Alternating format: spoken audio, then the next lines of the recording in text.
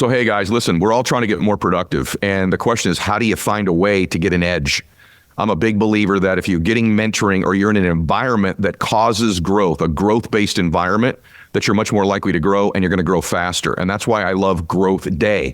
Growth Day is an app that my friend Brendan Burchard has created that I'm a big fan of. Write this down, growthday.com/ed. So if you want to be more productive, by the way, he's asked me, I post videos in there every single Monday that get your day off to the right start. He's got about $5,000, $10,000 worth of courses that are in there that come with the app. Also, some of the top influencers in the world are all posting content in there on a regular basis, like having the Avengers of personal development and business in one app.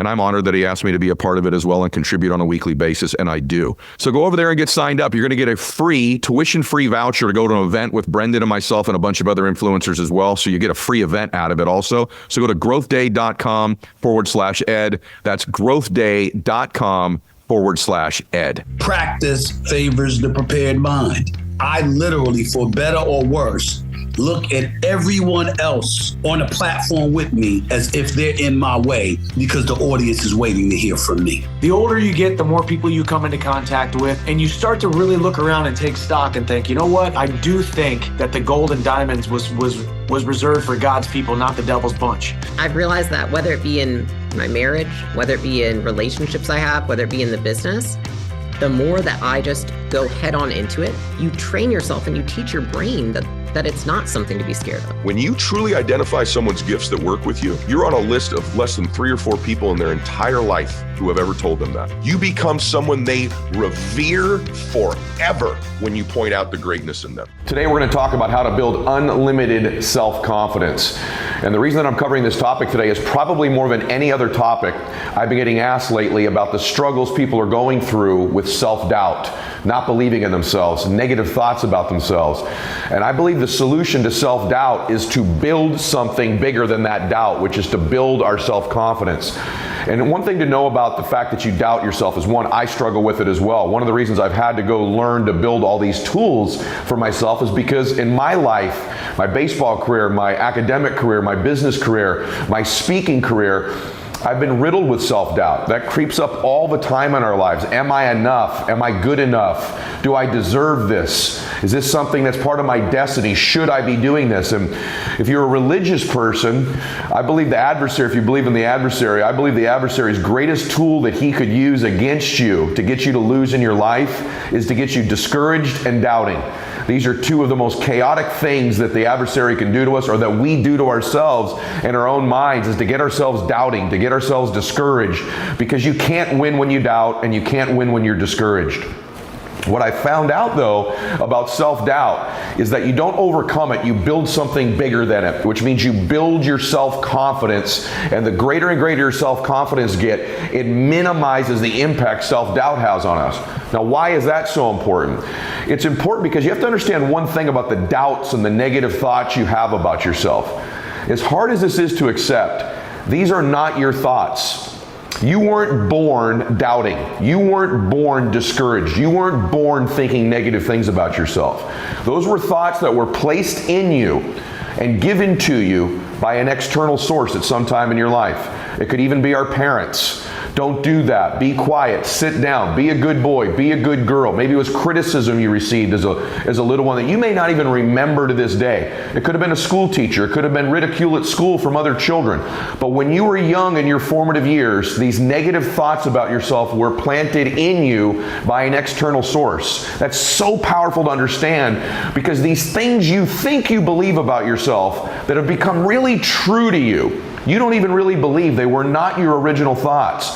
But the power of belief is so incredible in our lives. It's so insidious, because when we have a belief about something, even if it was given to us by somebody else, our mind goes to work on proving to us that this belief is true. A belief is almost like this table right here, just the top once we get it. And what our mind tries to do is it tries to build legs under the table to reinforce that belief. So if somebody told you you weren't enough, or you weren't smart enough, or pretty enough, enough, or fast enough, or strong enough, or you don't come from the right place, or you're not in the right culture, the right race, the right religion, the right height, the right IQ as a young person, or you were put down and these beliefs were given to you.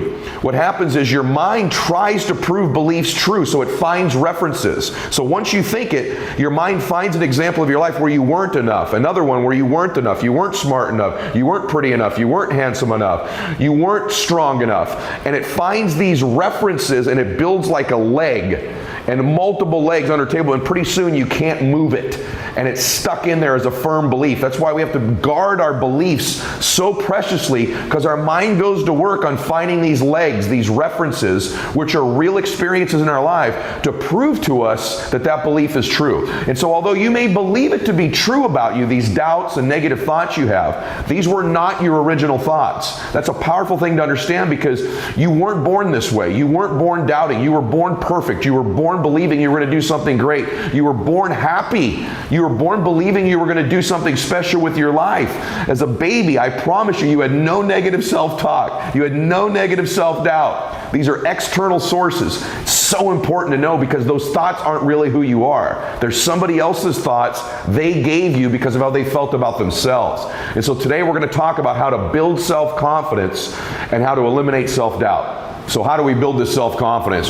The process of building self-confidence is actually very easy, believe it or not. Self-confidence is self-trust. Self-confidence is building a reputation with yourself, that you keep your word to you, that you keep the promises you make to you. When I meet somebody who has a ton of self-confidence, I don't look at that as somebody with a big ego. There's a difference. Somebody with self-confidence has a reputation with themselves that I do the things I say I'm going to do. That's where self-confidence comes from. When I meet someone who's not self-confident, I know this is someone who has consistently made promises to themselves they've not kept. They've started a diet and done it for a while but not kept it. They've made a commitment and goals to go make a certain amount of money in business, and they started down the road but then they didn't deliver on it long term. To get up at a certain time in the morning and then they don't do it. And so they have a process and a habit in their life, more often than not, of not keeping the promises they don't make to other people. They don't keep the promises they make to themselves.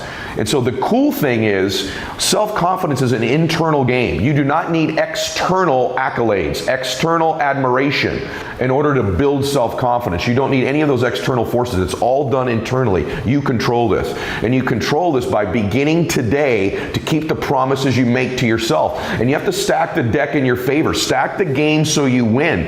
It's not good enough just to keep the promises you make to yourself. You must acknowledge it when you do it to you, to give yourself credit, to create confidence momentum is what I call it. So whether that's setting the deck where you're going to get up a little bit earlier, you're going to make a certain amount of phone calls you miss, a certain amount of appointments, you're going to eat a certain amount of calories in your fitness, you're going to spend a certain amount of time with your children or your parents, and you begin to do these things you say you're going to do. You say simple things like, I'm going to lay out my clothes the night before I go to bed every night, before I go to sleep, so when I wake up, that decision's made for me. And believe it or not, the fact that you just do something that simple that you then deliver on begins to build confidence. So you say, I'm going to stretch in the morning when I get up, and you do it. All of a sudden, I'm not going to check my phone for 30 minutes. All these habits I teach, when you just begin to do the things you tell yourself you're going to do, you begin to build self-confidence, which is this reputation with yourself. So ask yourself a question right now. What is one thing right now, one promise I can make to myself that I'm going to begin to keep starting this minute and begin to do it? It could be how often I'm going to pick up a book and read it. But you begin to stack things you commit to do, and then you deliver on them and you acknowledge them to yourself. You're in the process of building self-confidence. Why is that so important? Of all the athletes I coach, when my athletes are performing at their peak level, they're at their highest self-confidence level. In fact, I love when I watch some of the athletes I coach get interviewed, and they kind of do this aw shucks, humble routine in their post-game interviews. Yeah, just part of the team, I got to lie, could have done a lot better today. But inside, I know these people are incredibly self-confident people. Any of you athletes listening to this, you know this. The great athletes you know have incredible amounts of self-confidence. You have to believe in you when it's a battle, when you're a hitter against a pitcher, or when you're a quarterback against a defense, or you're a defenseman in the NHL against their best offensive player, or you're a golfer and you have to make a 9-foot putt to win a tournament, right? You better have self-confidence. In fact, the separator, more often than not at the highest level in sports, is not their they're a better shooter or a better putter or throw the ball a little bit faster, because everybody throws hard in the major leagues nowadays, it seems, right? That separates their self-confidence. It's true in being a parent. It's true in being a business person. It's true in every area of our life. The separator at the top levels is self-confidence. So now you have that first thing that you're going to commit to, that you're going to deliver on. Now what I would ask you to do, that now that you've done that, is if you really want to build self-confidence, can you begin to extend that list of 5, 8, and 10 things that you are going to begin to do, that you commit to you, that you're going to do every single day to begin to stock that self-confidence. That's going to change it. Now let's go back to the self-doubt for a second. Self-doubt is the inverse of that. I don't trust me. I don't think I'm good enough. These are thoughts placed from the outside inside your mind. The minute you acknowledge that, that's not my thought, that's someone else's. That's not, you begin to eliminate. I call it like scratching the CD. When I begin to have negative self-talk, negative thoughts, I literally picture, and I'm old by the way, but I picture an old record player or a DVD, and I just scratch it. I scratch it. That thought gets scratched. I'm not good enough. I'm not smart enough. I'm not good looking enough. I'm not fast enough, strong enough. I'm not prepared enough. Once they enter, that's not my thought. That's something someone gave me when I was a kid, and I scratch it. And I literally say to myself, scratch it, scratch it, scratch it. And over time, it's like a DVD or a CD or a record player. Over time, that thought can't be played again in your recorder when you scratch it enough times. So I literally picture scratching it, and I say scratch it. I experience self-doubt, I experience negative thoughts, and I scratch them, I scratch them, I scratch them. And over time, it almost becomes funny. It's that thought's impact on me starts to be minimized over time. Every time I scratch it, I picture scratching it like a DVD or a record or a CD, and I say it to myself, scratch it, scratch it, scratch it. And what it does is it acknowledges the thought, it loses its power over me. The first time it still got some impact on me, the second time it might, but the fourth, fifth, seventh time, all of a sudden that thought just doesn't have the impact on me anymore, because I acknowledge it's not mine, I've scratched it, and over time my mind just doesn't want to play that song anymore, doesn't want to play that movie anymore. And so that's how I begin to eliminate those thoughts in my mind. I build up my self-confidence and I scratch my self-doubt. There's also this misconception from people that you are certain things, meaning some people have this misconception that I am what I possess. In other words, I am my possessions. And so they link their self-confidence to their possessions. And so they're constantly trying to acquire more and more possessions, thinking that's where they get their self-confidence from. That's how they're defined as a person. I am my possessions. Couldn't be further from the truth. It's a hollow way to try to gain self-confidence by possessing things. Nothing wrong with going for material possessions. I have all kinds of them. But I don't link my confidence to those possessions, nor am I deluded into thinking if I could just possess more things, then I'll feel better about myself. So this is a mistake. There's a flawed thought. Number one flawed thought, I am my possessions. Second flawed thought, I am my accomplishments. In other words, my self-confidence is only linked to what I accomplish.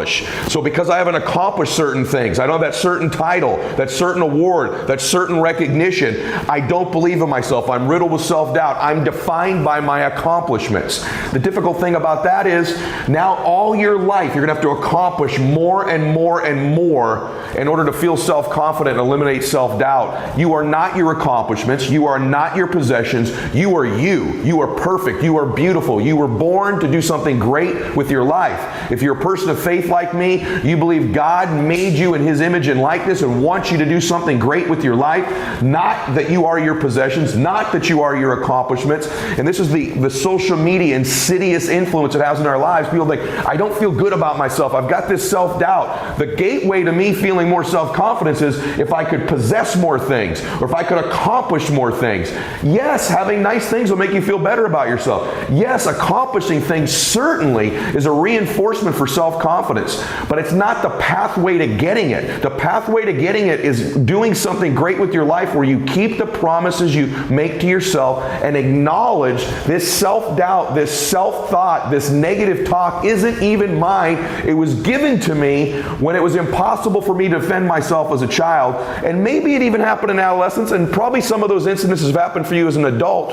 And these ones as an adult are like that thing I said earlier. Oh, it's another time I reinforced the table. I'm not not good enough. I'm not smart enough. I'm not prepared enough. I'm not the right race. I'm not the right gender. I don't come from the right kind of family. I don't have the right education. And we find these references as adults to reinforce these self-doubting beliefs we were given by somebody else as a child. Flawed belief is that you are your possessions. You are your accomplishments. Third flawed belief: I am what other people say I am.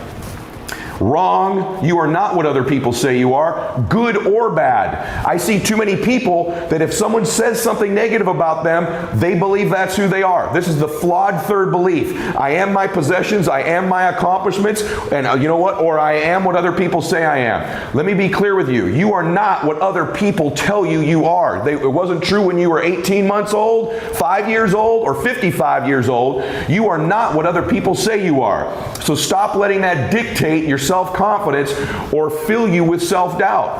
And for the record, you are also not the good things people tell you you are all the time. Don't live for likes. Don't live for comments on your social media. Don't do things in your life just to solicit someone saying something great about you. It's a cheap, shallow, hollow way to try to gain self-esteem and self-confidence. It's fleeting, it's short-term, and it's needy. In fact, the fact that it is a necessity for you to get liked, to get people to say good things, to get comments on your social media, or to do so in your presence indicates a lack of self-esteem and self-confidence, because we know self-confidence is an internal game where we keep the promises we make to ourselves.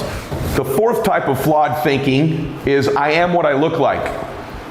In other words, if I don't look a certain way, like what the magazine says I should, or social media says I should, if I don't look like these people, I shouldn't have self-confidence. And that's ridiculous. I can tell you straightforwardly, you're beautiful as you are. Especially the ladies listening to this or watching this. The world is constantly trying to get you to believe you're not enough. You don't look right. You should lose this weight. You should gain this. This should be smaller. That should be bigger. Whatever it might be. They're constantly messaging women, you're not enough. You're not enough. You're not enough. You are what you look like. And this is true for men as well. Let me tell you straightforwardly, you are not what you look like. You are your soul. You are your spirit. You are your gifts. You are the contributions you make. You are your intentions. You are perfect as you are. That doesn't mean we don't want to look better. Doesn't mean we don't want to get into shape. But we want to do that to feel better about ourselves, not for the accolades from other people. We want to do that to feel healthier and stronger and be the ultimate version of ourselves. But by no means does that mean you're not perfect as you are. By no means does it mean you are defined by what you look like. You are not defined by what you look like. You are defined by the content of your character, the way you treat other people, and the difference you make in the world. So the four flawed thoughts that I see most right now is, I am my possessions. No, you're not. I am my accomplishments. No, you're not. I am what other people tell me I am and say I am, good or bad. No, you are not. And fourth, you are not what you look like. These are flawed beliefs that lead right to self-doubt and away from self-confidence. So the things we need to do to change our self-confidence is A, keep the promises we make to ourselves, and B, very important, we must begin to give ourselves credit for those things when we deliver on them. I want you to remember this as well. There's a power to the way we use the two B's, our brain and our body.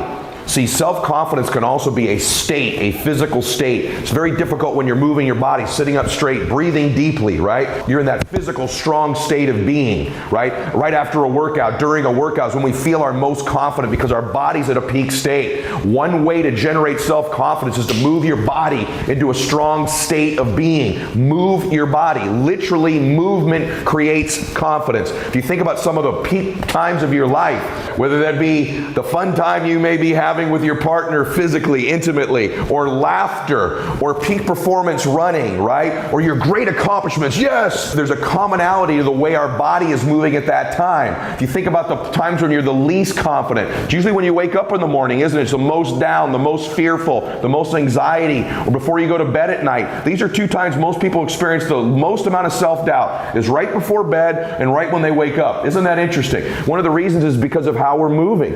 We're laying down, we're hunched hunched over. Our breathing is shallow. There's no physical movement whatsoever. This creates a state of self-doubt right before we sleep, right when we wake up. Or if you're just kind of depressed or sick, self-doubt starts to kick in, doesn't it, right? If you ever had an injury and you couldn't move like you'd like to, that stagnation of the body begins to create self-doubt and strips us of our self-confidence. So moving our body is a gateway to self-confidence. And then our brain as well. We have to take control of our thoughts. We have to scratch the negative ones when they come in and replace them with great ones. Now, I don't believe self-talk works all the time, but I believe saying, I am strong, I am good, I intend, I'm a good man, my intentions are pure, I'm a good person, I make a difference in the world, I'm kind, I'm gentle, I'm generous, I'm strong, I'm faithful. Beginning to repeat these thoughts to myself, and these words do generate self-confidence. I keep the promises I make to myself. I'm a man of my word. Begin to talk to yourself and think these thoughts.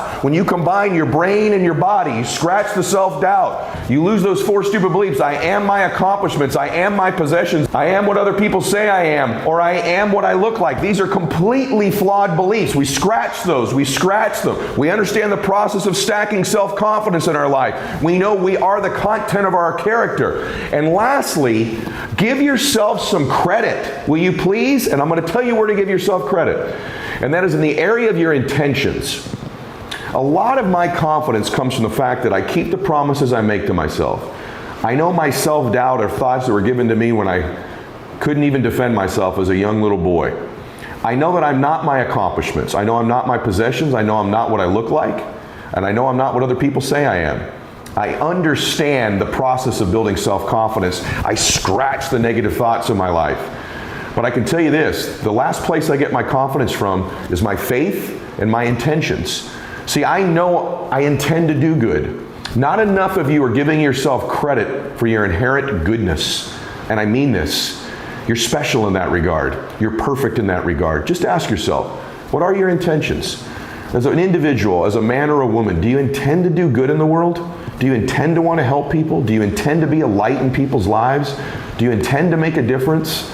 Do you want to live a good life where you've helped change the world and change other people's lives? Have you ever just asked yourself that? Do you? Because if the answer to that is, I don't spend enough time thinking about how good my intentions are. I don't want to hurt people. I don't want to do bad things. I don't want to take advantage of others. I really intend to do good. You know what? You need to give yourself more credit for the power of your intentions. There's a power in life of giving ourselves credit just for the intentions we have. Just ask yourself that. There's 2 types of people in life. There's the people who intend to do harm, to take advantage of people, to cheat, to cut corners, to cause hurt to others for what they think will be their own gain. Then there's people who want to be a light. They want to make a difference. They want to help. They want to contribute. They want to be somebody. They want to honor their God. They want to make a difference in the world, and their intentions are good. Too often in life, people with great intentions don't give themselves credit for how beautiful and wonderful those intentions are. And so today, just take this inventory of all the things that are wonderful about your intentions. And then just take an inventory of your faith. As a person of faith, I know that I'm favored. I know that God wants me to do good in the world. I know that I was made in His image and likeness. There's a power to that. There's a comfort to that. There's a confidence that comes from that. Kind of a swagger. See, people aren't smirking at me anymore. I'm smirking at them. See, I know I'm not what I look like. I know I'm not my possessions. I know I'm not my accomplishments. I'm not what other people say I am. I understand the keys of keeping the promises I make to myself. I understand scratching those limiting beliefs. I know I intend to do good. I don't always do good. I make mistakes all the time. I'm not a deity. I'm not a God. I'm a man. But I intend to do good. And my guess is, so do you. Start to give yourself a little credit just for your intentions. Know you're perfect as you are, and then begin to take these massive action steps. The final piece of the puzzle is this. is that you have to believe you deserve to win. And sometimes it's not just that we think we're good, but that we've done so much, we must be worthy of winning. See, there's this adage in life, good people in life won't take more from the table of life than they think they're worthy of and they deserve. See, in business sometimes, short term, we've all seen this, someone with bad intentions can get ahead short term. But you always reap what you sow. Karma is always a real thing. And eventually the people that take shortcuts, that cheat, that hurt other people, that have ill intent, the world, the universe, God sort of finds a way eventually to get them where they're supposed to be. But good people will never take more than they think they're worth, which is why the mandatory requirement for good people to win is they believe they deserve it. They believe they're worth winning. And sometimes it's not just who we are that we need to believe in, but what we've done in this sense. That sometimes you've got to outwork everybody and you've got to be willing to do the things nobody else is willing to do, so you begin to convince yourself, man, I'm doing all the things everybody else is unwilling to do, so I deserve to get the results other people aren't going to get. I'm doing the things other people aren't willing to do. I'm paying a price that's so much greater than other people, that I'm worth it, that I deserve to get results they don't deserve to get because I've been willing to do the things they've been unwilling to do. So the last piece is often self-confidence can just frankly come from outworking everybody and convincing ourselves, man, I've been doing the things nobody else is willing to do. I deserve to get the results nobody else deserves to get. And that's a shift in building self-confidence. One of the questions I get, Ed, from sometimes leaders who are a bit earlier in their career, and they're high potentials though, you know, you could tell they're gonna be something, but for some reason they don't believe that yet. They either have some imposter syndrome, a lack of confidence, maybe it's through not having enough experience. I'm not really sure. I think this is hard, but one of the skills, if someone said, Ed, I am struggling developing confidence in my earlier part of my career. I see you and you've done all this amazing stuff over the past couple of decades. What are some ways that someone a bit earlier in their career could create and develop confidence for themselves? Great question. I have a whole chapter 2 and I think 3 on confidence and identity, which are different things. So self-confidence is the process of keeping the promises that you make to yourself. So when I meet somebody that lacks self-confidence, they've not built a reputation with themselves where they keep confidence. That's one type of confidence. Now let's talk about the leadership part of it. You've got to start to surround yourself with people that live at a higher temperature setting. Your identity is like a thermostat sitting on the wall. It sets the temperature of your life. So if you're a 75 degreer of, let's say, leadership or wealth or improvement, when you begin to acquire the skills of 80, 90, 95, 100 degrees, and you're climbing the corporate ladder, but you don't change your thermostat setting, you will unconsciously find a way to cool things back down to what you believe you're worth and you deserve. That's that imposter syndrome. And so you got to work on your identity, which is who you're surrounding yourself with at any given time. The second thing is this. This is huge. When I was a young man, I met a guy named Wayne Dyer, famous personal development guy. And he told me, Mylett, you're going to change the world, Ed. And I said, what? He goes, you're going to change the world. And he said, and not because you're a good teacher or you're smart or you got a great voice or whatever, because that stuff's nothing. He said, you're a good man. You intend to serve. I have a whole chapter in this book, brother, on linking your confidence to your intention. So most of you are going, well, I don't know all the answers. My favorite leader goes, I don't know the answer to that, but I'll get it for you. My favorite leaders also say, this is one of the things that lacks in politics in the United States in both parties. Hey, I was wrong. I made a mistake. My intentions were good, but I called the wrong shot here, or I handled that wrong.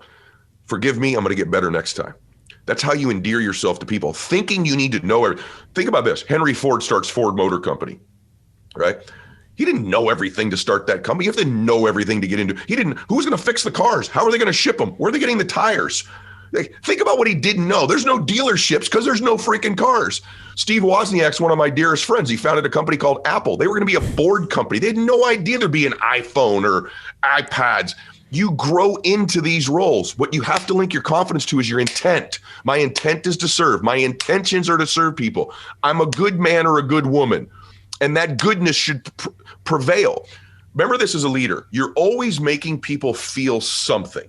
always. So I have this in the book. You got to take control of what they're feeling. If you think they need to feel that you're an expert all the time and you have every answer all the time, you do not understand leadership. What they need to feel from you is that you love them, care about them, believe in them, and can show them how to do a little bit better, or will get them around someone or the answer for that. Love, care, believe, and show them how to do a little bit better. You do not have to have all the answers. That's the imposter lie. You don't have to know everything. You have to intend to serve. So even when we did this show today, I've got a few more of these today. I am totally present with you and totally confident that we're going to do a great job. Not because I have every answer, because I don't. But I intend to help you help these people listening today. And so I show up pretty damn confident that I know my intention is to do this. And that's where my confidence comes from. And then I've got a whole thing in there on association and that thermostat setting that'll help you as well. But that in and of itself is a huge breakthrough for a lot of leaders. You write on page 87 about your inner circle, auditioning your inner circle. Can you share how we talked a little bit prior to recording about John Gordon, one of those guys who's become a good friend of yours, who's been on this show a few times. I remember John Calipari, when he came on the show, the coach at Kentucky, talked about you got to have your kitchen cabinet and had the importance of that kitchen cabinet, this is similar, right? Your inner circle. What does it mean to you to audition your inner circle and share the importance of those select few people? The people that I surround myself with live at a higher thermostat setting, to go back to that analogy, in the area I need help in. So like John Gordon, for example, was faith for me, believe it or not business. I'm done. My thermostat setting in business is real high. So for me, I've got Phil Knight in that circle, right? I've got some, really significant business people in that circle. In my faith circle, I want to add men that are in the business world who live at a high 100, 150 degree, because I believe through proximity, they heat me up from 75 to somewhere to where they are. I know this is true. For example, fitness. If you're around someone who's super fit every single day and you're not, you can't help but eventually eat a little differently, think a little bit differently, train a little bit differently. So when I'm interviewing someone for my inner circle, they don't have to have all of life figured out. They have to have the area that I need them in figured out. It could be in marriage, right? You're in the corporate world. There's all this, maybe there's travel, there's temptation. I just had Jeff Foxworthy, the comedian, on my show. Be like, why'd you have Jeff on? He's hilarious. That's not why I had him on. Jeff has this thing where he says, hey, man, when I traveled for the last 30 years of my life, he goes, I know me, man. He goes, I've never cheated on my wife, but I like ladies. And the reason I've never cheated on my wife is I put myself in situations, man, where I can't. So on the road, I don't go out. I get room service because I don't want to be. He goes, I'm fine in a bar, but I have a drink. I'm all right. I have 2. I don't know. 3. Who knows? So I don't put myself in those situations. Jeff's in that circle for me on marriage. Right? I got other ones in my financial. I got other ones in my fitness. I just had Phil Heath, 7-time Mr. Olympia, on my show. He's in my damn fitness circle. So I want people that people don't have to be perfect. They have to be great in the area you want growth in. And so John Gordon is in that faith area for me, where I've traveled with John. We've gone to UFC fights. We've done different things. The conversations with my circle in John's group, when you're in Las Vegas at a UFC fight, I promise you are very different than what most men are doing in Las Vegas when they go. And that's why that's so powerful for me. So I'm interviewing for the real goods. How about the, the old quote, how to get a great wife, deserve one, how to get a great friend, deserve one. So what role do you, because I'm sure tons of people want you in their inner circle. Mm-hmm. What role do you think you play for those whose inner circles you're in? That's a good question. You probably would have to ask them that. I'd like to think that I show up in a lot of those circles, though. I hope I show up in the father circle, the business circle, the integrity circle, the faith one. I think that what I bring to most people is that, and I learned this from my dad. My dad I've made hundreds of millions of dollars on very limited skills, brother. But the ones that I have, see, the key to success in the corporate world or in any world is truly identifying your own gifts and using them to serve others. But here's the thing that leaders don't get. You got to identify other people's gifts. You got to get great at going, wow, this is what you're great at, and then link it to the task you want them to do. Because the 2 or 3 things someone's great at, they know they are. And when you can say, hey, I see this in you, and then link it to what you want them to do, now you're leading them. Hey, man, you care so much, or man, your math skills, or your problem solving, or your intensity, or your work ethic. They go, you know what? I do have crazy work ethic. That's why you're going to prevail in this company. And you link it to what you want to do. Identify the gifts. My gifts are really simple, man. I got 2 or 3. My main gift, though, is my ability to read people and be present with them. Where'd that come from? When I was 5, my drunk dad would come through the front door. I had 3 little sisters and a mom. As a 5-year-old little boy, I'd have to read this man. Which dad's coming home? Is it drunk dad? And I'd read his physiology and how he would talk. Is his tie loose? Is his hair messed up? Is he slurring? How's he walking? And this little boy at 5 years old, I'm studying this man, and I go, it's drunk dad. My sisters need to go upstairs. Mom should go take a shower. And then I'm going to talk to dad and change his state, which is my second gift, my ability to communicate. If it was sober dad, we'll go in the backyard and shoot some hoops. So this skill, this adversity I went through gave me this main skill in my life that in business, it's my ability to read people, identify their giftedness, and communicate with them in such a way. I'm really limited other than that. I have 2 or 3 other things I'm pretty good at. I'm an intense dude. I'm a competitive dude. I care. But I've taken my gifts that God gave me or that the world developed in me or both and leveraged them. And you got to get good at this in leading people.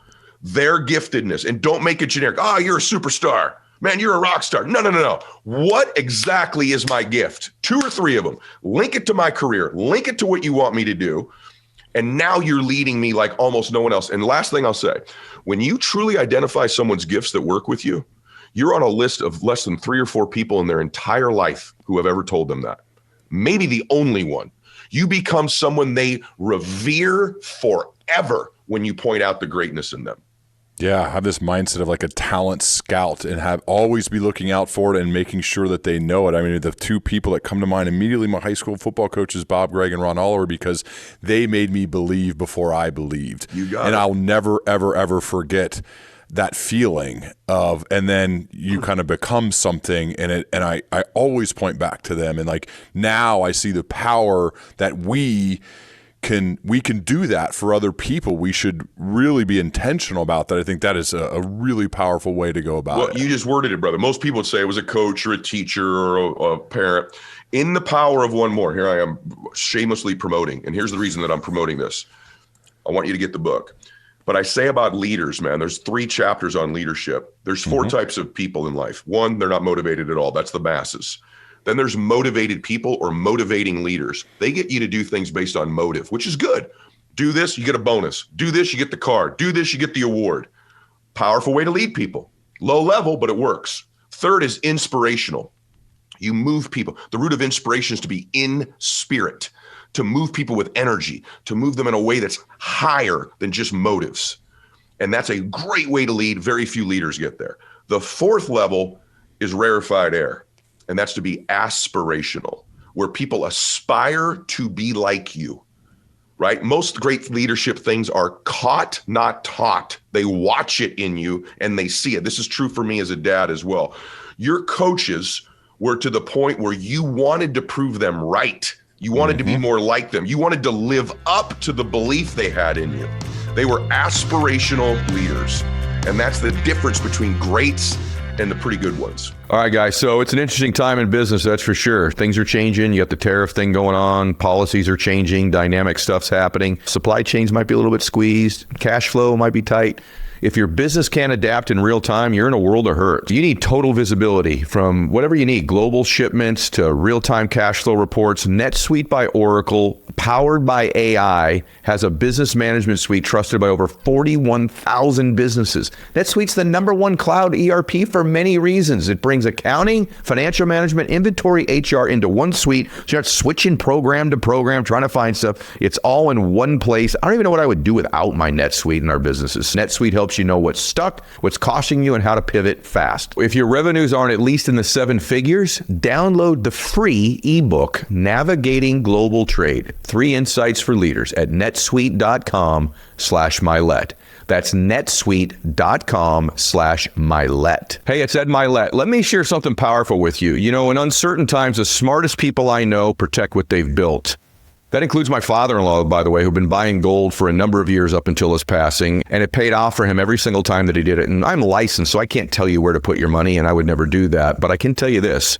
He bought it because gold is timeless, and that's why most of the smart people I know have bought gold. It's real. It doesn't vanish when the market takes a hit. And right now, many smart people I know are investing their money in gold and silver as part of their retirement plan and their future planning. That's why Advantage Gold is a part of our program now. And what I love about what they're doing is they're giving away a free gold and silver investor kit that walks you through exactly how to get started. Text WIN to 85545 to get your free kit. That's WIN to 85545. Don't wait for the next crash.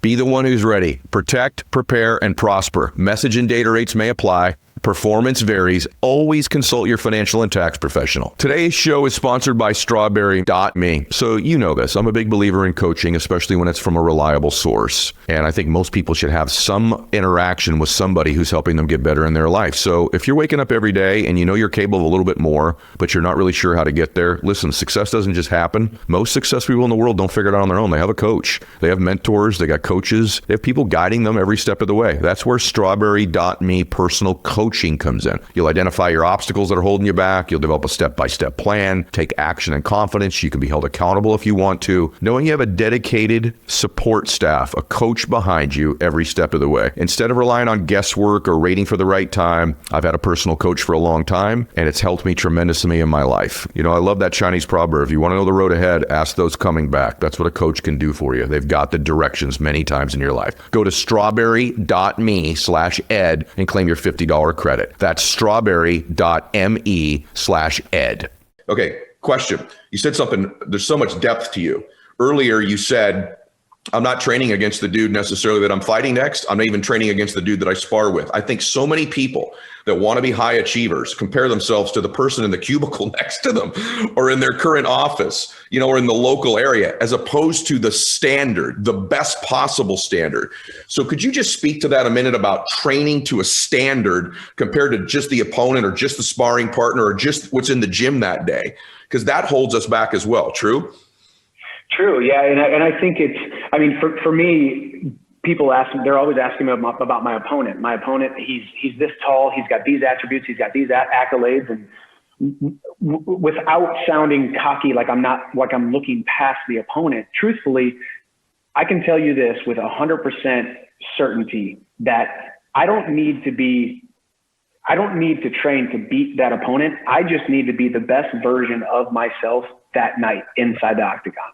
I need to be the Michael Chandler with zero hindrances, zero second guessing, zero fears, and only faith and excitement about becoming my best self. If I can get done with that fight, get my hand raised, and have zero regrets about my performance, knowing that I performed at the highest level that I possibly could that night, then there's not a man on this planet that can beat me. And I truly believe that. So my prayer before the fight isn't God give me the victory or God let my opponent stumble. My prayer is God just let me perform like I trained. Let me perform in a manner that is consistent with the way that you see me, God, and that is consistent with my gifts and my abilities that you blessed me with.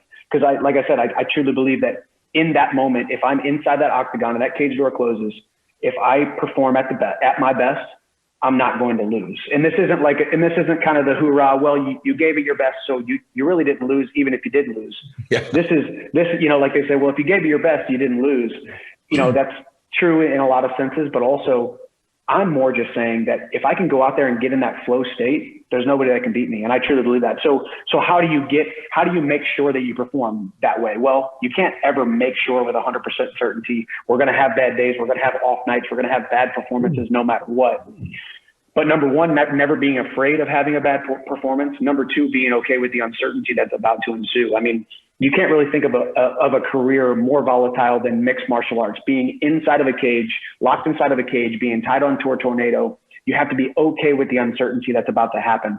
And for me, I always say, win, lose, or draw, I'm going to be okay because my God still loves me, my family still loves me, and I still love me. And the hardest thing was I always knew my God loved me. I always knew my family loved me. But that hardest part was, and I still love me. Sometimes you win, sometimes you lose, but you have to be okay with the uncertainty that's about to happen. Yeah, you talk about every area of life being willing to embrace uncertainty and run towards it. On the other side of uncertainty is everything you want. Best relationship you've ever had, there's no certainty to it, right? Yeah. There's no certainty to that at all. Any great victory, anything you've ever done, you have to go through the uncertainty barrier. Everyone say your comfort zone. Forget all that comfort zone. You got to go through complete uncertainty. The other thing too, for me, I don't know if you relate to this or not, I'm just curious. That I love me, third one's my issue too.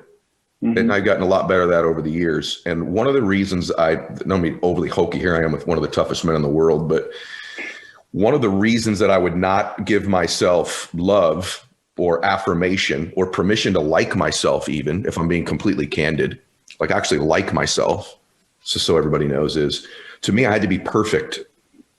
And if I wasn't perfect, I wasn't worthy of really liking or loving myself.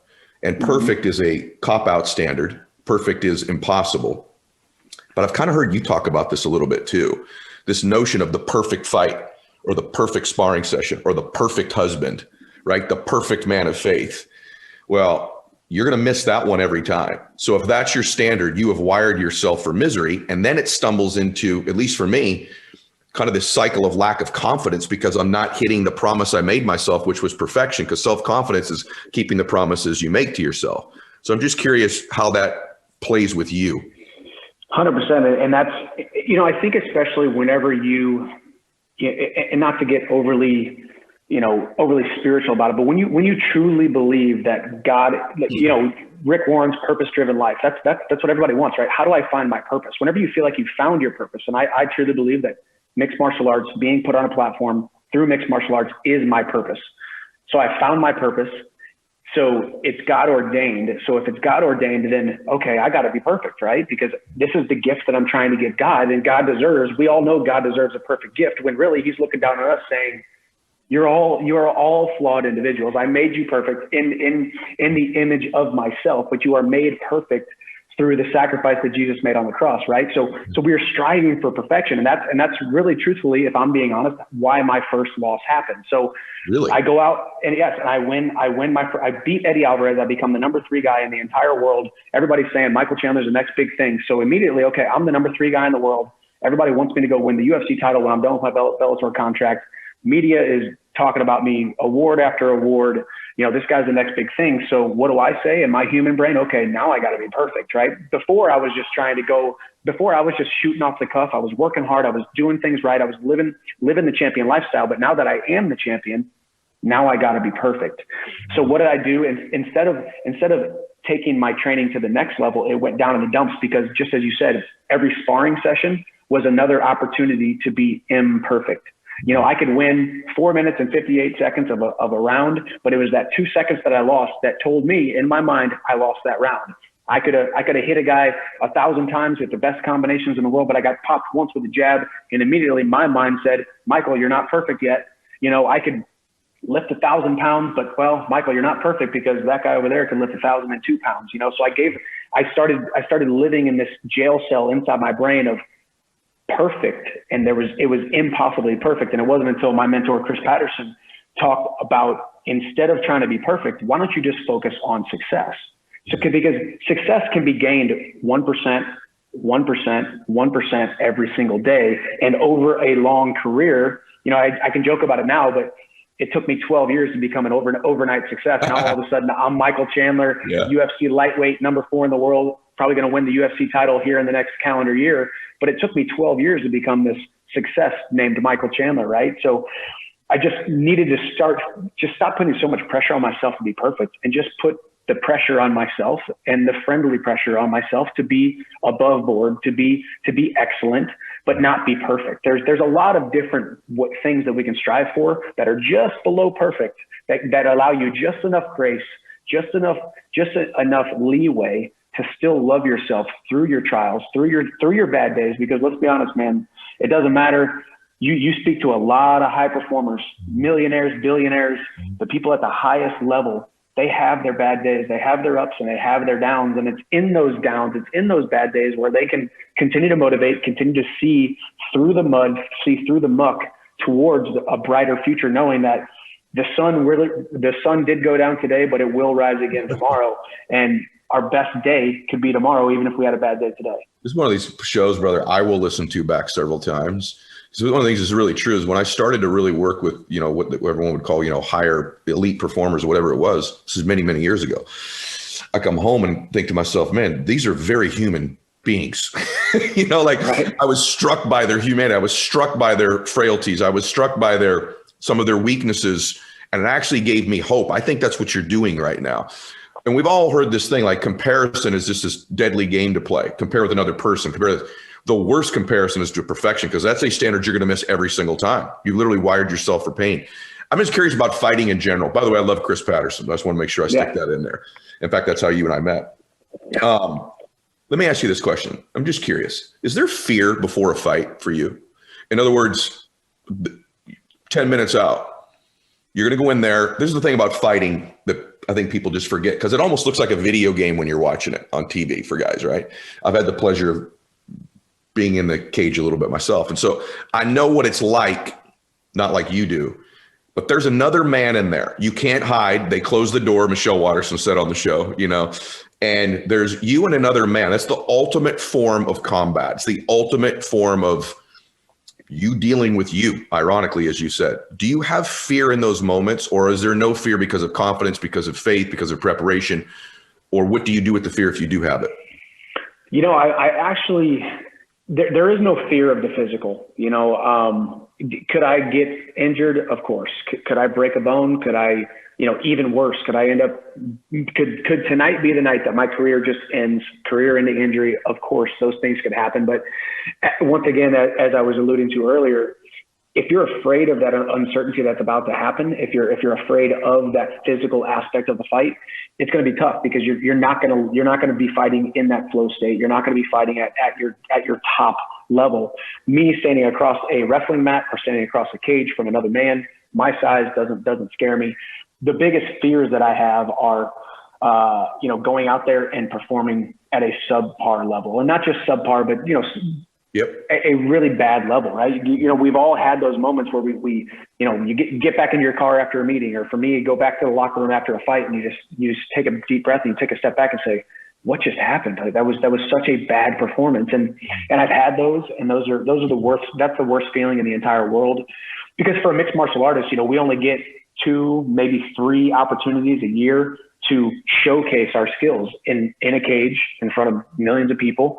So there's so much riding on that one performance. But I've gotten to the point where, once again, going back to no matter what, win, lose or draw, my God still loves me, my family still loves me, and I still love me. And because I've gotten to that point, knowing that, once again, leaning on the fact that I'm not going to be perfect, just trying to be successful. If I would have hung my hat on a couple of losses that I had in my past, I never would have got here to become the overnight success who is Michael Chandler in the UFC, right? It took a long time for me to get here, but I'm a battle-hardened veteran. I was galvanized by the road that I took. I was a new name to a lot of people when I made my UFC debut back in January at UFC 257, but I was not a new name to the true MMA fans. I was not a new mixed martial artist, a new professional fighter. For me, all roads had led to me being backstage at that UFC 257, but it's almost a weird parallel, because before, I felt like I always had something to lose. When I was fighting in Bellator, I was fighting a lot of guys who I was supposed to beat in the first round. There was almost no way to win or it be a positive outcome unless I went out there and finished somebody in the first round. And you're talking about fighting world-class. They're still world-class athletes. They still train every single day. They're still across the cage from you wanting to rip your head off just like you want to do the same. But I was always fighting guys who, for the most part, were ranked below me. Yeah. And I had to go out there and have a dominant performance. So I could go out there, and if I beat someone in the second round, people would always say, well, you should have beaten them in the first round. You're Michael Chandler. You're supposed to be that much better than them. Whereas this was also a beautiful thing at UFC 257. I was fighting Dan Hooker, the number 5, number 6 guy in the world. I had nothing to lose, So that was a beautiful feeling, having nothing to lose, because I would venture to say that the underdog is so in such more of an advantageous situation because they have nothing to lose compared to the guy who is on top, who has everything to lose every single time he steps into an arena. And I got to that point at UFC 257, and luckily for me, I'm going to be an underdog the next fight, probably an underdog the next fight. So you're going to see the best version of myself for sure the next couple fights. I was going to say to you, I want you to remind yourself of that no matter what situation you're in, because you're exactly right. In every situation, it's the illusion of loss that causes us to underperform. So if you can always not give yourself this bogus illusion of loss, even if you're the world champion in anything you do, even if you're the best. When I'm on a speaking ticket and there's 10 other speakers, but everyone maybe assumes in that case, potentially, I should dominate that stage when I speak. I don't let myself think that there's an illusion of loss coming if I don't live up to my game, because that's when I slip. That idea, that subpar fight, I just had a subpar engagement recently. But for me, every time I've had one of those what just happened moments, if I'm really self-reflective, and it's really self-reflection, there was something in my preparation that I could have done better. It's always back to me. Like you said earlier, it's not my opponent, especially in business. It's always preparation. How much of your confidence, and when in this particular situation, there were a couple things where I said to myself, literally, what just happened? No joke. And by the time I got on the plane to come home, I'm like, I know exactly what happened. I'm BSing myself. Here's what happened. I took a little bit for granted this one area that's my big strength. I didn't need to work on that preparing for this. Turns out I did. Right. And so is that for you usually the answer to what just happened, and how much of your confidence is linked to preparation? Being the small guy from the small town who had to always fight and scrap and claw his way to being seen by the coaches or being seen by the team, I had to be the hardest worker in the room. You know, I talk about the walk-on mentality. You know, I walked on to the University of Missouri. There were 16 guys in my class. Only 2 of us ended up becoming All-Americans. And one of them was going to become an All-American. His name was Raymond Jordan. He was a state champion from New Bern, North Carolina. He was my roommate. He was destined for big things. He was a full ride scholarship guy, but I was the walk-on guy. I was the guy who the coaches didn't look at for a whole year, didn't say a word to for the whole year. So, you know, me being the naive young guy, I had to outwork everybody. I was the first one at practice. I was the last one to leave. I was putting in the extra reps. And although that might sound a little bit, I guess, maybe insecure to a lot of maybe people listening right now, you still have to have that walk-on mentality, that mentality that says, even though I've gotten to where I am now, even though there's a couple zeros in my bank account, even though I got this name, even though I have this account, even though I have this level of success, I have this level of platform, you still have to be working every single day like you're a walk-on. So for me, my preparation is the most important part. I know for a fact that if I step inside the cage and there is doubts about my preparation, I'm never, ever going to perform at the highest level. Now, I might win the fight still. I might win the contest, so to speak, but there still will be some self-reflecting of you got kind of lucky because you slacked in this area, you slacked in that area. And that's, I think, what a lot of high achievers do. They hold themselves to a higher standard, not the perfection standard. Yep. That's where you fall into that valley of trying to be too perfect, but that level of excellence. Am I excellent in all these areas that I need to be excellent in? And if that answer is no, then chances are you're going to be in a spot that you're leaving yourself open to having failures and having loss. I just think it's amazing that when you walk into an octagon, you walk into the cage. By the way, I'm going to take this from you myself. God still loves me. My family still loves me. I still love me. Everybody listening to the show should be writing that down or watching the show. And that ought to be a mantra you give yourself the gift of on a very regular basis. What a beautiful reminder as you're going into combat. It's just amazing that that's what you're saying to yourself. Okay, physical. When I look at you, and I'm around a lot of athletes, I see a superior physical specimen. And even as you've gotten older, I look at you 6-7 years ago. I look at a dude now. This is a superior physical specimen.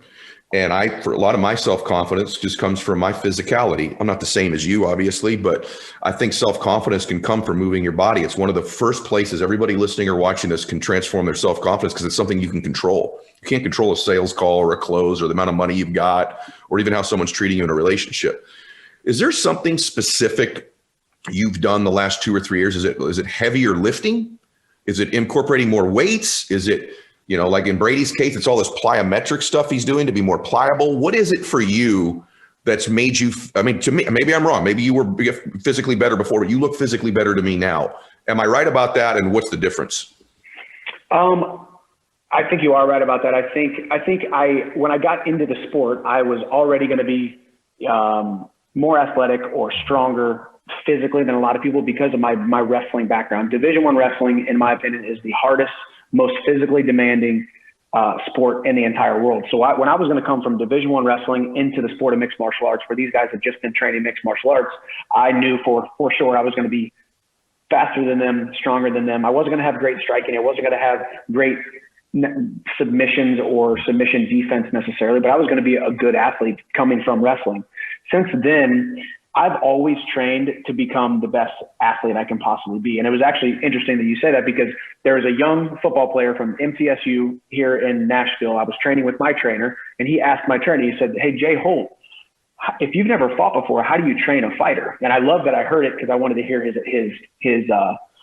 response. And his response was, "Well, we're just training to become a better athlete." Because I say, if I can be the better athlete in the cage that night, it might not win me the fight for sure, but it will put me head and shoulders above my opponent when it comes to speed, quickness, changing angles, closing the distance, strength, picking a guy up, putting him down, and cardio. The only one who is undefeated is Father Time, you know? So eventually there will come a time when that clock ticks for the last time, and okay, it's time for me to be done fighting. Yeah, I just don't have it anymore. So the more I can turn back the hands of time by doing explosive, more plyometric movements, the better, and taking care of my body. You know, it'd be crazy. I've been training now for 12 years, and probably only about the last 5 or 6 years have I been doing body work every single week. I get body work by a massage therapist, a highly knowledgeable physio body worker who understands the body. And I lived in back pain for a really long time, and I discovered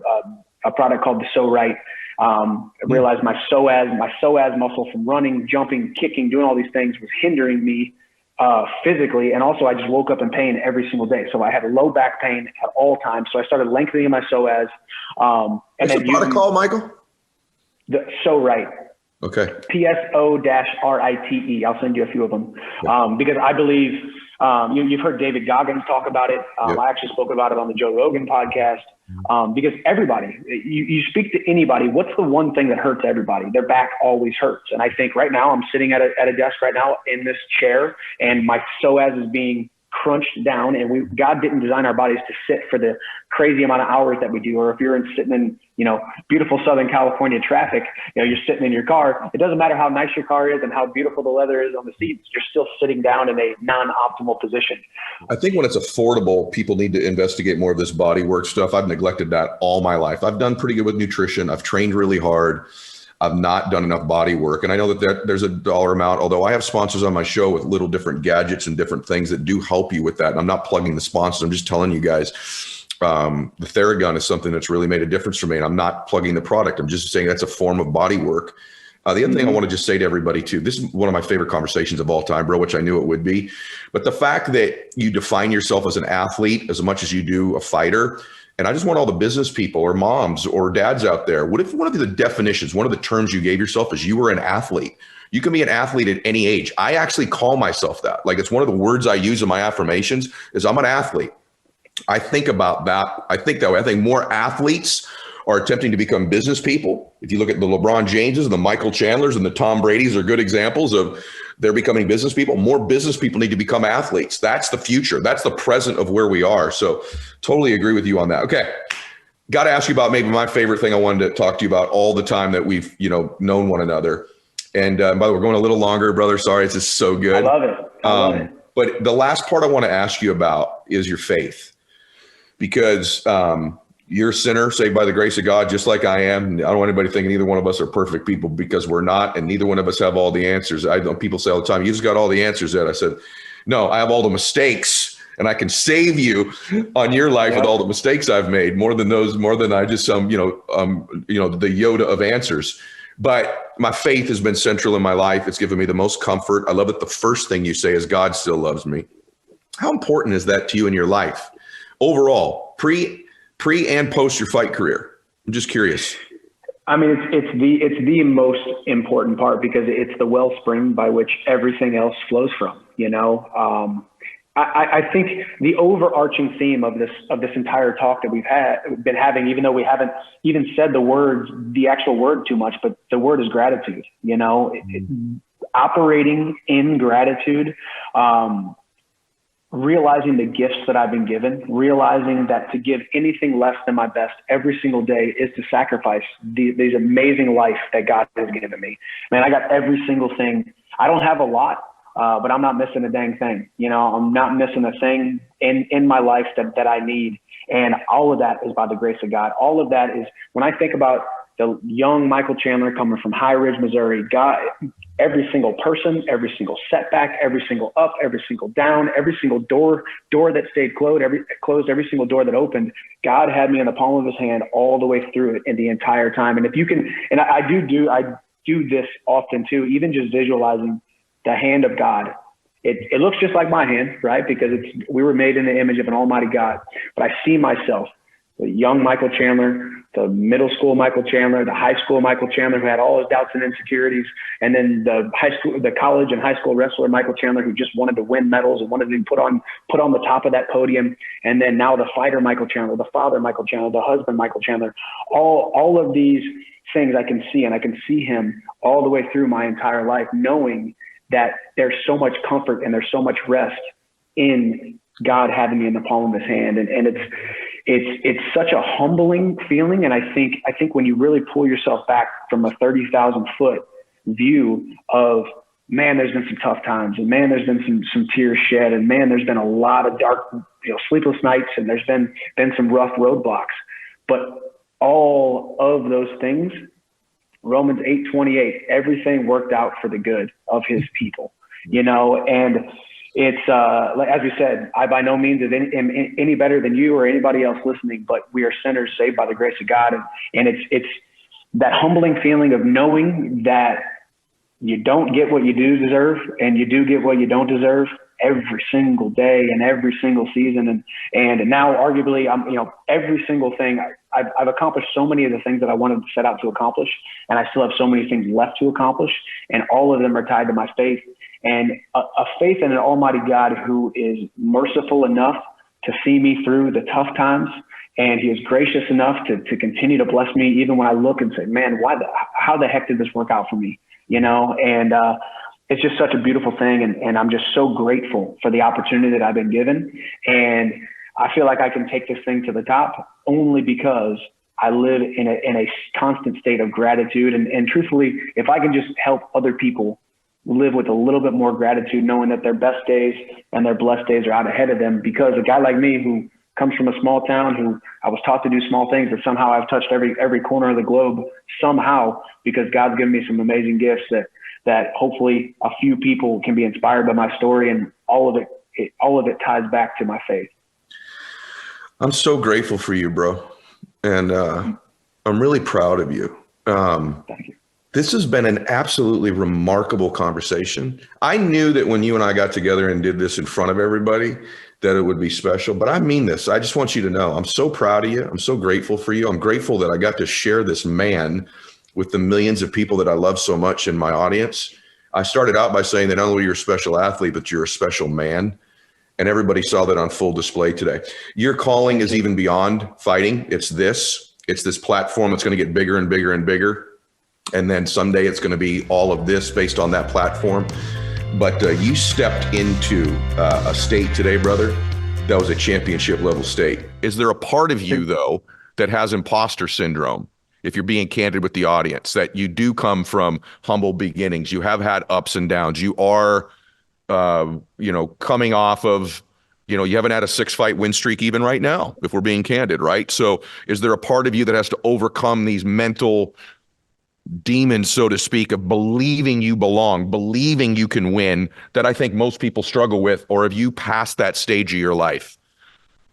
I think I definitely still have a certain degree of it, but I think I've gotten to the point where it's been revealed to me enough through life, the course of life, that the older you get, the more people you come into contact with, the more people you train with, or you're in business with, or you watch their work ethic, or you watch how they live their lives, both in front of the camera, behind the camera, and behind closed doors, in front of the public. And you start to really look around and take stock and think, you know what? I do think that the gold and diamonds was reserved for God's people, not the devil's bunch. I do think that the good among us are supposed to go out and capture those things. And before, it used to be like, yeah, but you don't deserve it. You don't deserve that. And if you do get that, well, what's going to happen? Maybe you're going to start rubbing people the wrong way. And I think I've gotten over that and realized, man, if you don't have a bunch of fruit on the back of your cart, you can't pass it out to people. If you've got nothing on your cart, you can't pass it out to people. And I do think I have a duty to be successful, because I can then use it to change people's lives. Where until I got to a certain point, it was like, well, I'm a little bit afraid. You actually were the first person I heard you talked about the thermometer, right? And I was that guy. Like, I'm okay with the thermometer getting to here, but I'm a little nervous if it gets too high. And that thermometer just keeps getting higher and higher and higher. And I'm getting okay with it each time. So I do think I have a little bit of a degree of that. As once again, you keep leveling up. Every time you level up, now you're into a new realm. So of course there's a little bit of it, but you say, wait a second, I've been here before. Let me watch how this plays out. And at the end of the day, when I lay my head on the pillow at night, I know that I deserve it. I'm one of those guys who deserves to go and capture that because of the way that I live my life. That's exactly right. You've earned this. And by the way, everyone, a little bit of everything in moderation is actually good. So a little bit of imposter syndrome keeps you what you see in this young man right here. Humble. Keeps you training hard. Reminds you, I better outwork this dude because maybe I don't have everything they have. A lot of imposter syndrome will cause your thermometer to turn the air conditioner on and you'll cool your life back down. So a little bit of it is not, you don't have to eradicate all of your imposter syndrome. You have to eradicate that it's your dominant thought. But to have that in the back a little bit is not all that bad. I have it, which is what causes me to prepare for a speech or a podcast. It's what's caused me to save my money, because I don't believe all my press clippings. I don't believe I'm always going to win. Everything's entitled to me. And so it's a healthy thing to some extent. Let me ask you this. I was watching some fights, preparing for, our work. And my son's like, Dad, these guys are so good. And, I've hit bags and spar, and you know all that part of my background. And I said, Max, the different thing that you don't realize, because it looks like a video game when you watch people fight, is they're getting hit and still throwing punches back at the same time. That's the one thing I think when people watch any sort of combat, whether it's Mikey's sport and boxing or yours, they just underestimate how difficult it is to absorb punishment and return it. It's one thing to just dole out punishment into a bag, right? Or to hit mitts. It's a very different thing. And that's really, I told my son, I said, Max, that's the game of life. The game of life is everything looks good at the seminar. When you read the book or listen to the podcast, it's sort of like these offensive strategies. But the people that I've seen win, and I want you to talk about this in fighting it in your life, the people that I've seen win, they have this very special ability to absorb a punch and still throw back. And that's the separator in life, and it certainly is in sports as well. So just speak to that, Michael. I mean, metaphorically, you do it in there. And by the way, you may want to be the greats at all time at doing that. This is a dude who almost out on his feet can still knock people out better than anybody that's ever probably been in the sport, or at least one of them. But what about that fact of life and actually in the sport, literally? Yeah, I mean, it's very interesting, because I do think metaphorically, right, there's a lot of similarities there. But even realistically, I think from a physical standpoint, I think sometimes it's easier to take the blows inside of taking huge shots inside of a fight and keep coming forward, because there's not as much of an ego involved, because I'm not really worried about how everybody perceives the punch that just landed on me. Whereas in life, in business, in our relationships, we have a failed account or a failed relationship, or we have a setback here. Immediately, everybody stops and looks in the mirror and says, what's everybody else thinking around me?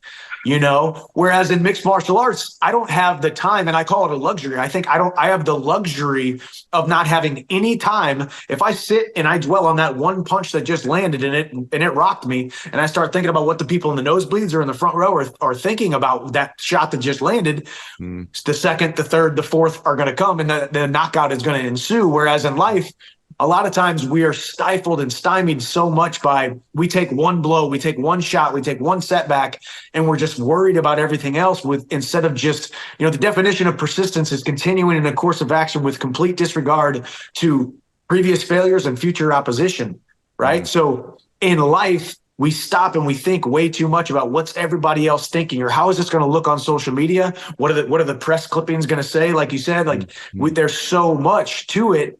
And I've gotten really good at, and this happened to me when I came to the UFC. Like you said, I was outside the UFC, relative obscurity. I trained hard. I was a good athlete, but I wasn't a famous athlete. Then all of a sudden you come over, you're the biggest free agent signing maybe in UFC history, and everything doubles and five times the following and 5 times the interviews and 5 times the platform. And all of a sudden you're like, wait a second, I better get used to public criticism very quickly, or else this ship's going to sink. So I've just gotten really good at realizing, man, no matter what, this is my race that I'm running, and I love you, but it's still my race. And I love my wife, my kids, and I love my coaches, but this is still my race. And if I can just focus on me and know that if I just keep moving forward, and if anything, we don't follow people because of their successes. We follow people more even for their failures, because they were able to overcome something. People love a comeback. And that's what my whole story has been about. I am a blueprint for how you get knocked down, get back up, and keep moving forward, and then somehow end up in the biggest fight of the last decade. By the way, he's also has a future in my space. In the personal development, motivational coaching space, as you could tell, because he's got this insane ability to articulate his thoughts. Okay, a couple more things. Separations in the preparation. I don't know if there's a more finely trained athlete on the planet than you right now. I mean, in any sport, this dude's a specimen. He trains his ass off. Do you like to train, or do you do it because you know it produces a result? And how important in anything someone's doing, particularly if maybe they think they lack something, is to gain their confidence from the preparation? I think I do love to do it, because you ever ask yourself, like, what's the alternative? What is the alternative? I do think I use the word easy lightly, because I'm sure the audience is like, dude, I watched the training. It looks crazy. But for me, it's easy. My hard is different than your hard, and different than hard for everyone else. Me thinking about doing some of the things that you do, that sounds crazy to me.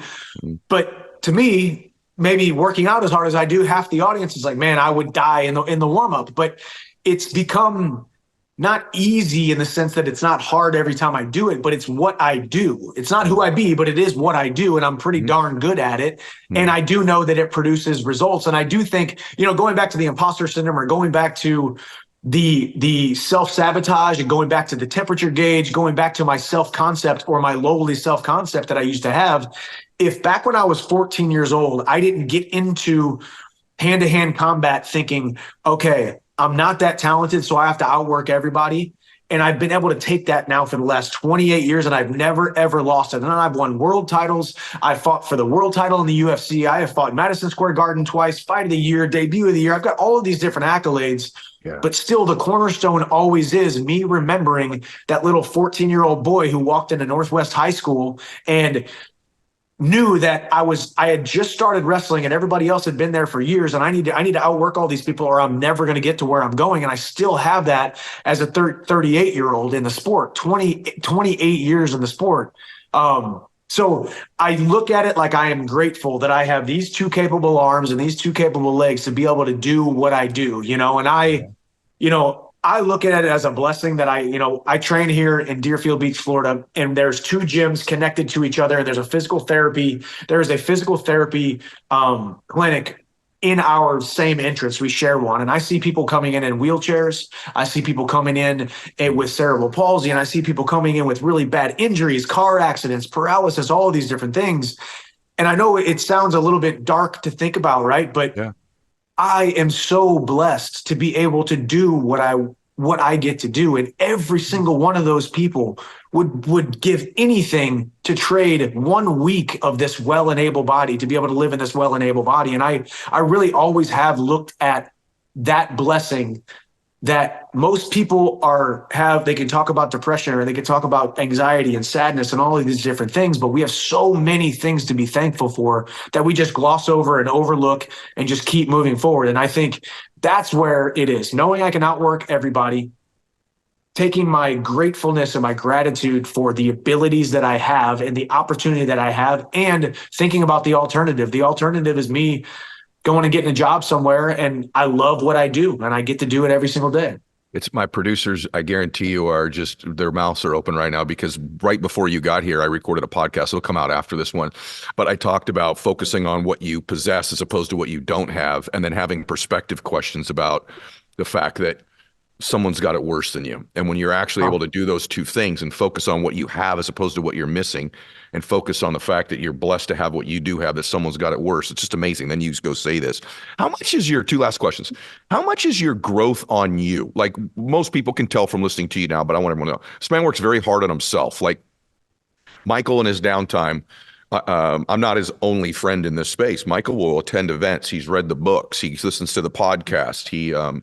He'll speak at these events as well. He's worked very hard on the internal him. And there's two elements of that. He's a man of very strong faith, but he's also worked on his mind, worked on his thinking, worked on himself, worked on that thermostat setting. How much of that, aside from all the physical training, do you attribute to the fact that you're going to be in the octagon on the 29th with McGregor?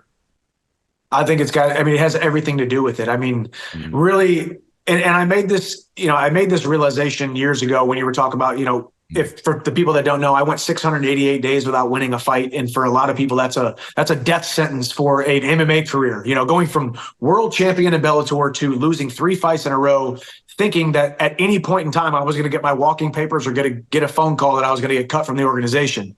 And in that time, I realized I was doing all the physical work. If you're my coach and you tell me to run through that wall, I will run through that wall, no questions asked, and I will do it harder and faster and better than every single else behind me. But what I wasn't working on was my mind, and what I wasn't working on is this self-image, and I was letting that get away from me. All I was doing was building up a bigger, faster, stronger, subpar version of the man that I was really created to be, because inside of my mind it was lacking, and it was so important, but it needed to be revealed to me. And that was the thing too. If a bad thing happens to you, but a good thing comes from it, and you become a better person, a better man, a better father, a better husband, a better human being, you got to ask yourself, was it really a bad thing if a good thing comes from it? And I think I look at that point in my career and realize that was the catalyst and the springboard that was going to catapult me. That was the winding of the spring, and it was a painful winding of the spring. It came with tears. It came with self-doubt. It came with embarrassment, overwhelming embarrassment. But it was that coiling of that spring that eventually springboarded me to becoming the next version of the man that I needed to be.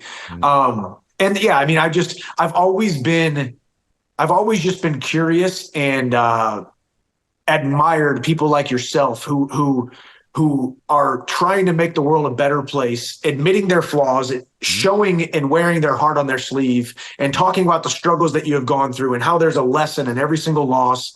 And, I've been very blessed with so many great friends, and I have a duty to them to continue to be a part of that community. I have a duty to my family, and I have a duty to myself. And most importantly, I have a duty to my almighty God, who created me, not just to be good, not just to be that little boy who was going to play it small and think that he doesn't deserve great things, and think that I could just, barely get enough and barely get by and live paycheck to paycheck and nobody knows my name. I was commissioned and I have this conviction, this deep conviction, to know that I was created to do something extraordinary. And it took years and years and years. And I just want to keep on adding to that.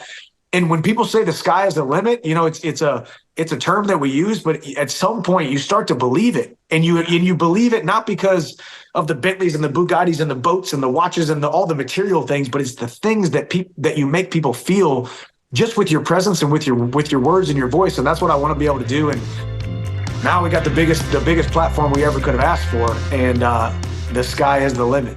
What role does fear play in your life? Like, what's your relationship with fear? We were talking the night we had dinner, and you're like, I'm gonna start going really bold on my social. And you're like, I have some trepidation about it though. There's gonna be some criticism. There's gonna be, this or that about me. And I wonder just like, what's your relationship with fear? I have an interesting one. I'll share mine after you. But like when I say fear to you, what thought do you have when I say that? Fear is always present when I'm doing something worth doing. And I think that I've learned to look at it like fear is just the unknown, right? And so we catastrophize it. And for me, coming from where I've come from, and I think just the things that I've had to do to manage myself, I would say that, some people default to anger, some people default to sadness. I default to fear and anxiety. And so do I. For a really long time, I feared fear. I used to have panic attacks. And after I would have the panic attacks, I would be terrified of having another, which would perpetuate me in the cycle of having them. Even so far as 5 years ago, I had one, and this was a big moment for me. I was running the company. I had 3 events coming up.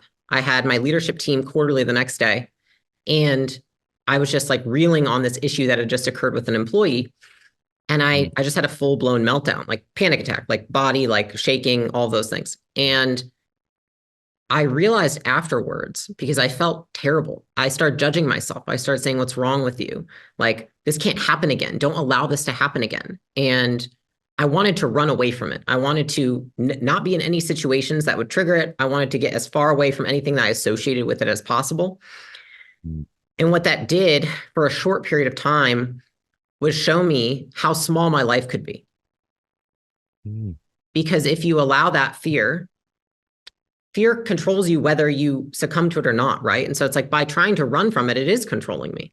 And so what I realized is I watched my life for, it was a matter of weeks. I just felt like canceling all of my meetings, doing things just like, I can't work this much. Like it's what's like causing these panic attacks. And I did a lot of work on myself after that. I read probably every original book on psychology that I could. Yeah.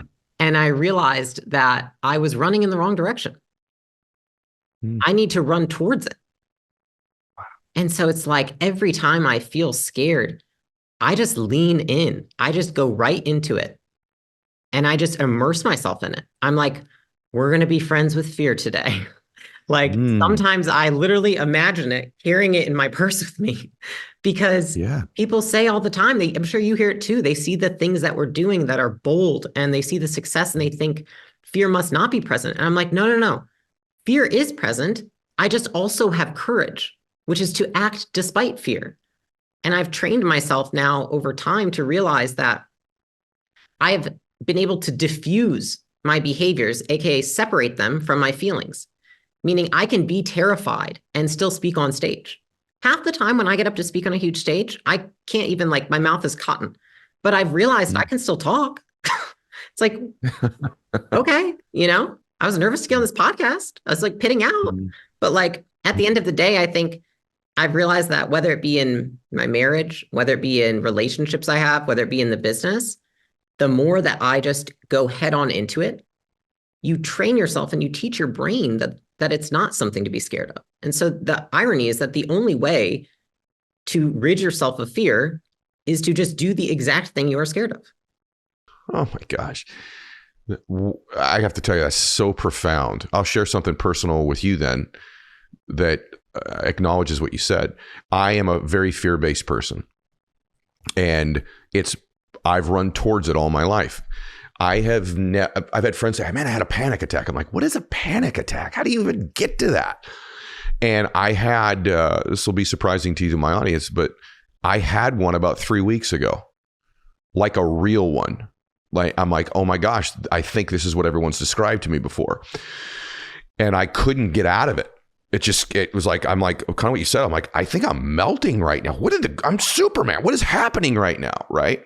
Yeah. And I'm going to tell you why it happened. And it's exactly what you said. My gosh, that was so good. For one of the first times in decades, I allowed some fears I had, and I was hiding from it. I wasn't running towards it. I'm like, I'm rich now. I don't have to do this anymore. I can avoid it. And what I did that I want you to speak to, I don't know if you do this or not. When I run towards the boogeyman, it's like I end up dancing with him a little bit. I'm like, all right, we're here. Let's just go. I've done this before. I'm built for this. We'll get through it. I'll learn something, even if I'm not any good. And fear actually has created adrenaline in me that's got me to perform at a high level. Speaking's a great example of that. I'm afraid every time I speak, but when I run towards it, I'm running into this fear. Man, I'm loaded with like superhuman Holy Spirit adrenaline pumping through me. And it's almost like this fear is somehow like a turbocharger on me. When I hid from it, which I hadn't done, it was like kryptonite to Superman almost, right? And what happened was because I was hiding from it, I made the problem bigger than it was. When I run towards it, it almost shrinks when I run towards it. Do you have that tendency at all? Or do you think people have that tendency to make problems bigger than they are? There's this phrase that I heard a long time ago, and it stuck with me because I think it resonated so deeply, which was, fear is a mile wide and an inch deep. And I have just never encountered a situation in my life where that has not been the case. That the moment that I see this, looks like this very ominous lake, right, which is my fear, and I'm going to step in, I'm going to drown. It's like I take the first step, and then I realize it's just a puddle. Like, that was it. That's what's controlled my life for the last 3 years. I didn't make content for 4 years after Alex telling me to try and make it because I was so terrified of being judged online. I hate even saying that. It's embarrassing because it's like I literally can run a $100 million company, but I don't want to make content on Instagram, right? But like the moment that I made it and I posted it for the first time, I was like, that literally degraded my self-respect for 3 years, because when I avoid the things I'm scared of, I respect myself less. And so it all ties together. And the thing that I've come to realize, I'm like, every time something has started with fear, it has ended with confidence. And so when people want to know, how do I become more confident? You conquer your fears. Like, it's that simple.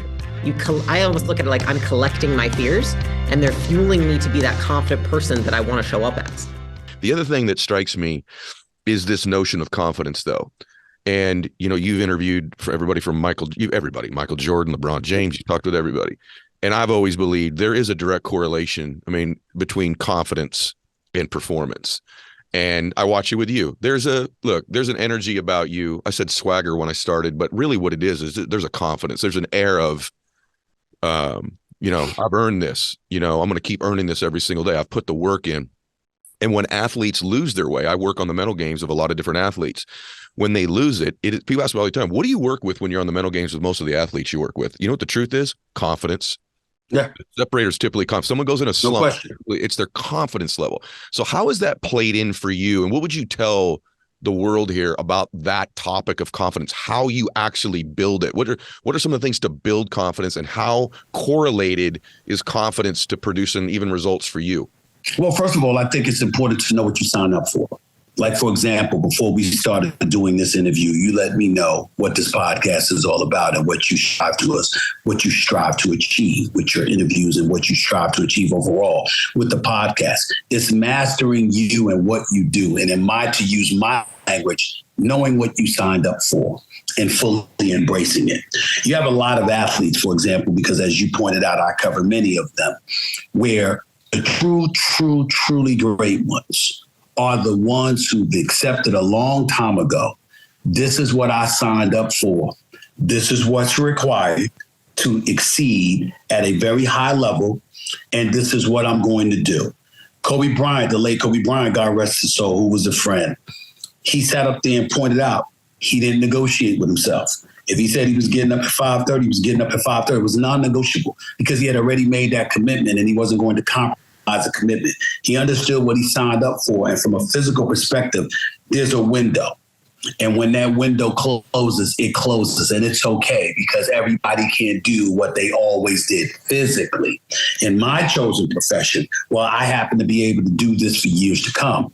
And so my confidence comes from the fact that I have a passion for what I do. I know I'm knowledgeable about what I do. And now it comes down to my ability to convince you to see my truth, more than your ability to convince others to see your truth. And I always believe I'm going to win.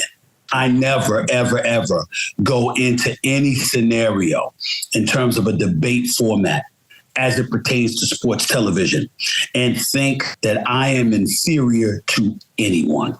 I do recognize the fact that there are those who came before me whose knowledge for the world of sports is far more extensive than mine, because I can read about something, but they were there. I can talk about somebody, but they talked to them. I understand the different the advantages that they may have or whatever. But when it comes to communicating with the audience, although that's relevant, it's not applicable to convincing them to see your side. It's not enough that you spoke to them. It's not enough that you were there for an event in person.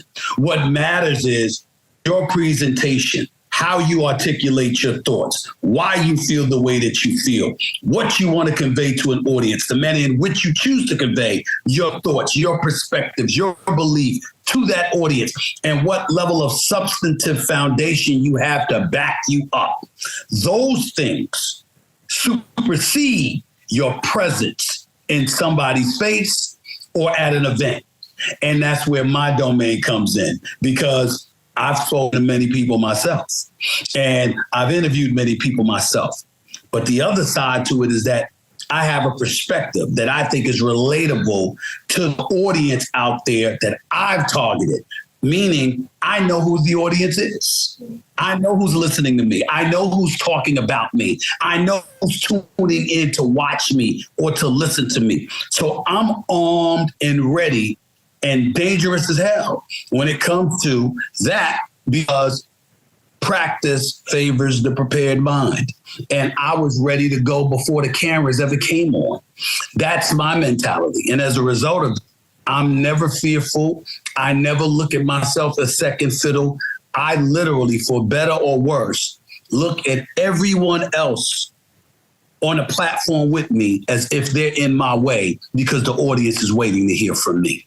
That is the kind of mentality I have every single day that I'm in front of the camera. I love it. I watched you the other day. We don't have to get into this thing, but I just want to say this to acknowledge how true it is what you just said. I watched you with Jay Williams the other day. You guys got into it. I know you know what I'm talking about. Mm-hmm. And this is a guy that played basketball at a very high level. Had he not got hurt, would probably been a Hall of Fame basketball. College Player of the Year, national champion, number 2 overall draft. Jay Williams is the real deal. Absolute real deal. And I watched you go toe to toe.